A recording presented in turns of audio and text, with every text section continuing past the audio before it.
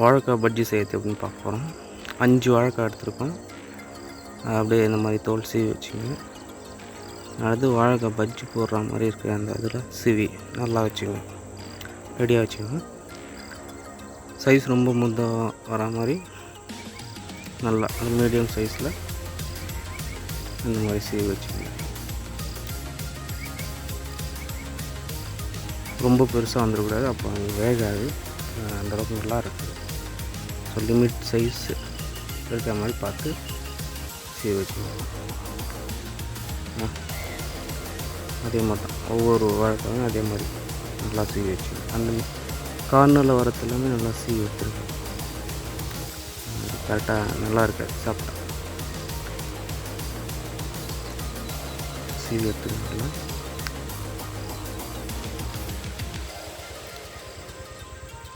So இதுக்கு எல்லாமே வந்துட்டு நீங்கள் எல்லாத்தையும் ப்ரிப்பேராக வச்சுங்க.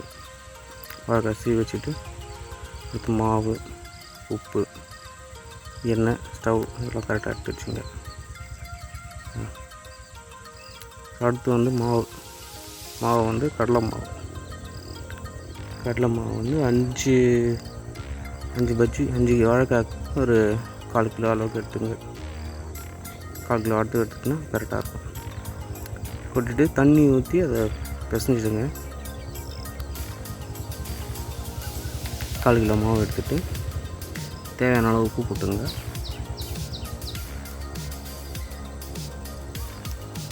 உப்பு வந்து கடைசியாக லைட்டாக செக் பண்ணுங்க. நாங்கள் கேசரி பவுடரில் அதனால் நாங்கள் வந்து சில்லி பவுடர் போட்டுவிட்டோம். கேசரி பவுட்ரு வேணும்னா நீங்கள் போட்டுக்கலாம், அது கலருக்காக மட்டும்தான். அடுத்து தண்ணி ஊற்றி அதுக்கேற்ற நல்லா ரொம்ப வாட்டரியாக போய்ட்டு அது ஒட்டாது, ஒரு மீடியம் லெவலில் இருக்க அளவுக்கு நீங்கள் தண்ணி ஆட் பண்ணிவிட்டு நல்லா மிக்ஸ் பண்ணிங்க. மிக்ஸிங் நல்லா பார்த்துங்க. ரொம்ப தண்ணியாக போயிடுச்சுன்னா மாவு வந்து வாழைக்காயில் வந்து சரியாக ஒட்டாது.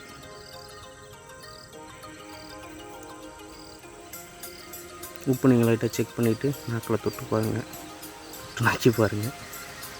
ஸோ கரெக்டாக வந்த பிறகு வாழைக்காய் எடுத்து வச்சுங்க.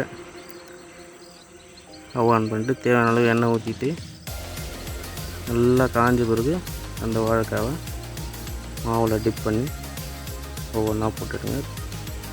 எண்ணெயில் போடும்போது கொஞ்சம் உஷாராக இருங்க, எண்ணெய் மேலே தெரிக்கும். அவ்வளோதான். 2 பக்கம் பெருத்துட்டு கலர் வந்த பிறகு அவ்வளோதான், எடுத்து சர்வ் பண்ணிக்கலாம்.